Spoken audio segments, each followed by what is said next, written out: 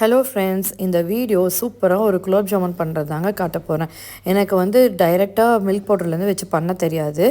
குலோப் ஜாமுன் ஆச்சி மசாலாவோடது இருந்துச்சு, ஒன்று வாங்கினா ஒன்று ஃப்ரீன்னு சொல்லிட்டுங்க. அந்த பேக் தான் நான் வாங்கியிருந்தேன்.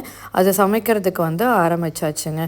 இது முன்னாடியே பண்ணியாச்சு. வீடியோ வந்து இப்போ தான் நான் போஸ்ட் பண்ணுறேன். இது பார்த்திங்கன்னா கரெக்டாக ஒரு பேக்கெட் வாங்கினா எவ்வளோ தூரம் வரும் அப்படிங்கிறத நம்ம தெரிஞ்சுக்கிறதுக்காக தான் இந்த இதே போட்டேன். இது பார்த்திங்கன்னா கொஞ்சம் எப்போவுமே வந்து ஒரு 1/4 டம்ளருக்கு தண்ணி ஊற்றிட்டு அதில் மாவு போட்டு நல்லா பிசைஞ்சிட்டு இப்படி பார்த்தீங்கன்னா தொட்டு பார்த்தா சாஃப்டாக இருக்கணும். அப்புறம் கையில் கொஞ்சம் எண்ணெய் தொட்டுட்டு நல்லா பிசைஞ்சிங்கன்னா நல்லா பால் மாதிரி வந்துடும்.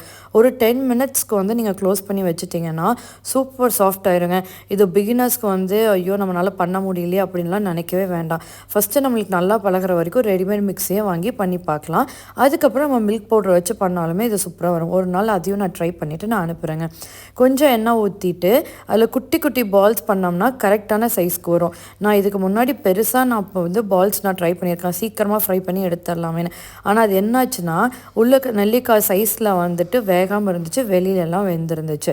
அளவாக குட்டி குட்டியாக பண்ணிவிட்டு ஒரு சிம் டு ஹையில் இல்லாமல் ஒரு மீடியம் ஃப்ளேமில் வச்சுட்டு பொறுமையாக பொரிச்சு எடுத்தோன்னா நல்லா சூப்பராக வருங்க. சம்டைம்ஸ் அது வெடிச்சிருக்கலாம், இருந்தாலும் பரவாயில்ல, நம்ம இப்போ தானே பழகுறோம், பர்ஃபெக்டாக பண்ணுறதுக்கு டைம் ஆகும்.